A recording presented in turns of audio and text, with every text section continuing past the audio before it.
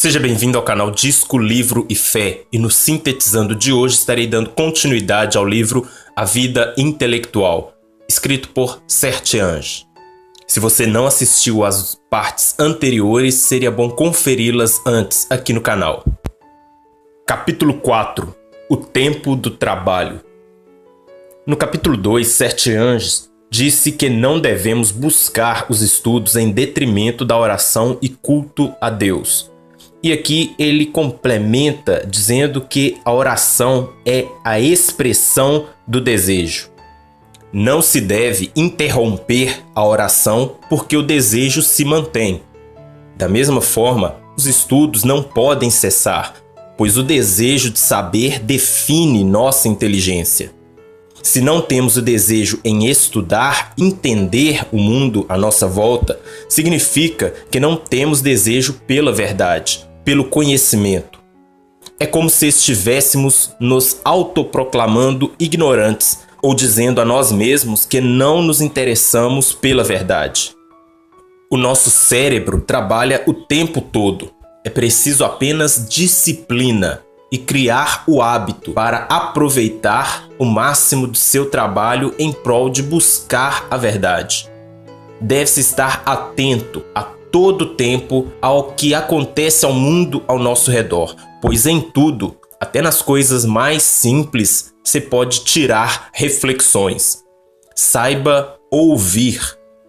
As conversas mais simples podem estar repletas de verdades. Até a palavra mais ínfima, se escutada com atenção, pode ser um oráculo. Um lavrador se revela muitas vezes mais sábio que um filósofo. Se nos disciplinarmos e criarmos o hábito, o estudo não se tornará mais algo cansativo. Pelo contrário, nos poupará muito cansaço, pois se treinarmos nosso espírito a não ser cego, ficaremos cada vez mais motivados com as descobertas que fizermos. Escolha o melhor horário para tirar algumas horas de estudo, seja pela manhã, pela noite ou um pouco de ambos. Isso dependerá da rotina de cada um. Mas, ao escolher o horário, se dedique ao máximo. Se programe para que não haja interrupções e contratempos. Não se desconcentre, mantenha a atenção, produza e esteja em espírito de oração. A oração é um repouso. Assim como devemos descansar o nosso corpo, devemos também descansar nosso espírito em Deus.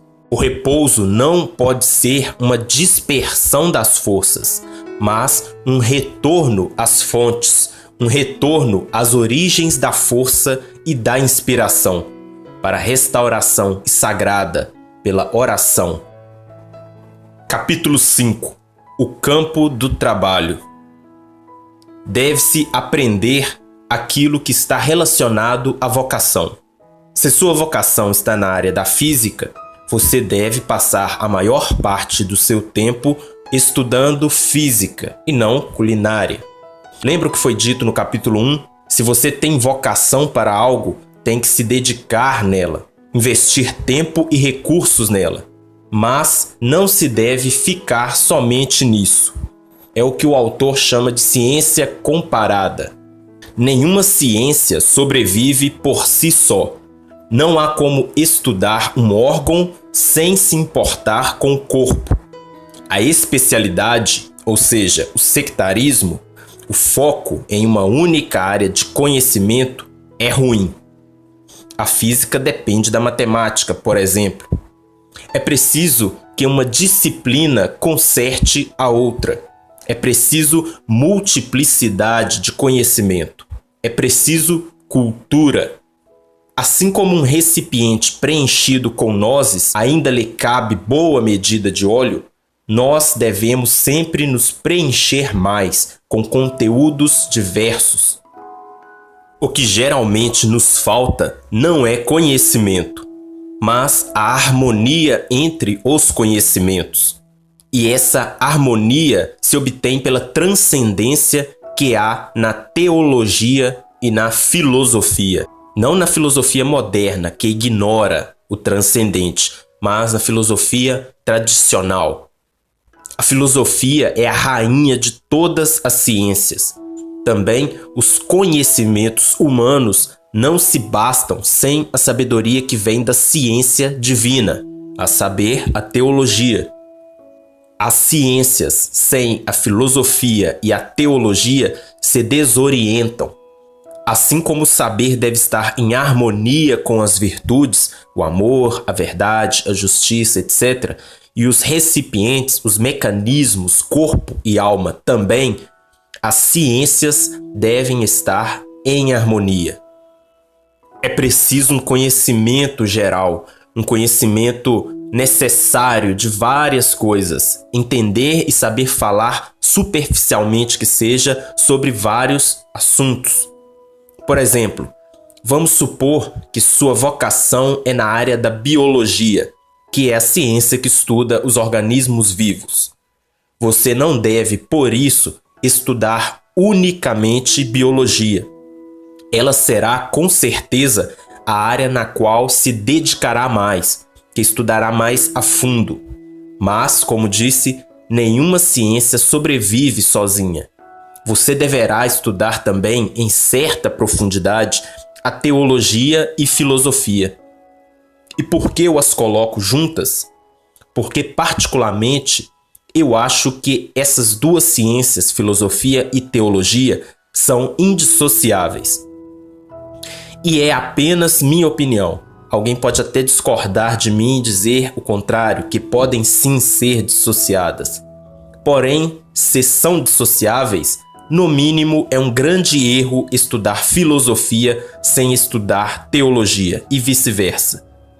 E essas duas ciências, independente de qual seja sua vocação, devem ser estudadas ao menos basicamente, principalmente porque lhe ajudarão a formar um caráter reflexivo quanto às questões éticas e morais relacionadas à sua vocação, ainda mais para aqueles que buscam fazer tudo para a glória de Deus. Repito, independente de sua vocação, essas outras duas ciências são essenciais ao estudo. Além disso, quem tem sua vocação na biologia, talvez tenha que estudar razoavelmente a química, que estuda a composição das matérias. Também, provavelmente, tenha que estudar um pouco de medicina, que trabalha com a saúde dos organismos vivos. E quem sabe, tenha que estudar ao menos superficialmente sobre tecnologia, geologia, antropologia e algumas outras. Nós somos capazes disso, de sempre estarmos absorvendo mais conhecimento. Não se deve interromper os esforços dos estudos. Deve-se sempre continuar com alegria, segundo sua vocação, explorando diversos saberes e com certa profundidade. Mas não se deve querer se aprofundar em tudo na mesma intensidade, em todas as coisas, pois é impossível. Deve-se se aprofundar ao máximo naquilo que se foi colocado para fazer, enquanto os outros apenas o necessário. Bem, encerro por aqui, mas estarei dando continuidade ao livro A Vida Intelectual. Que a paz seja com você e até o próximo Sintetizando.